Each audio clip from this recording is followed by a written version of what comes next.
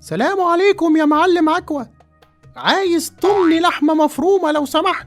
وعليكم السلام يا جدو زيكو. تمن دي اكيد للقطة عيوني.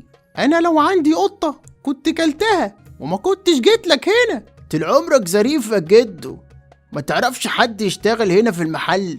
يا محاسن الصدف، ده انا كنت بدور على حد يستفاد من خبرتي الكبيرة. وانت عندك خبرة في الجزارة بقى يا جدو على كده؟ طبعا، ده انا بفهم في كل حاجة، بس انا اللي مش راضي اتكلم. ماشي يا جدو، حصل لنا البركة طبعا. اتفضل وقف هنا وبيع للزباين عبال ما اخطف رجل اجيب عدة الذبح واجي. لم علينا عبيدك يا رب. السلام عليكم، لو سمحت عايز فشة. فشة ايه يا فندي اللي انت عايز تاكلها دي؟ الله، في ايه يا حضرة؟ انا عايز اكل فشة، انا حر. ما هو انت عايز تشتريها اكيد هتاكلها، امال هتعلقها على باب بيتكم. طب لو سمحت وزل 2 كيلو. 2 كيلو يا كائن يا زومبي. زومبي؟ انت بتقول ايه؟ واحد جاي عايز ياكل ريقة كائن حي وتقول لي انت بتقول ايه؟ طب افرض البقرة دي كانت بتشرب سجاير ولا حتى شيشة كانتالوب، تروح انت في ابو نكلة؟ نكلة ايه وكنتالوب ايه؟ بس انت شكلك راجل غريب ومش طبيعي اساسا. اللي مش طبيعي هو اللي بياكل اعضاء غريبة يا زومبي. تاني زومبي؟ طب والله العظيم ما انا مشتري من عندكم حاجة تاني، ومن غير سلام عليكم.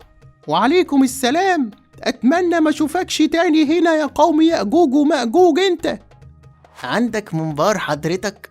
اللهم طولك يا روح. منبار ايه بس لا، انا عايزة سجق قلت.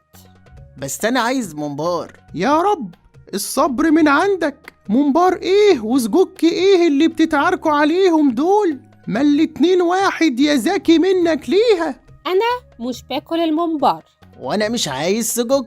وانتوا سايبين البيت وجايين تتخانقوا هنا؟ المنبار والسجق يا ترعة المفهومية منك ليها واحد، الاتنين مصارين، واحد محشي رز والتاني لحمة، وانا مش ببيع مصارين يا مقرف منك ليها. ها جدو، انا شايف الزباين طالعين داخلين، الحمد لله. بعت بكام بقى؟ ما هو القر ده اللي جابنا ورا، ما بعناش بولا حاجة. ليه يا جدو زيكو ما بعناش؟ يعني ايه بولا حاجة؟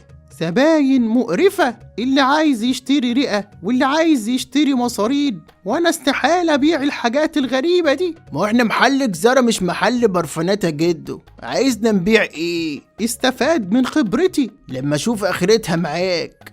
يلا بينا نروح نذبح، جهز السكاكين ويلا بينا. ربنا يستر.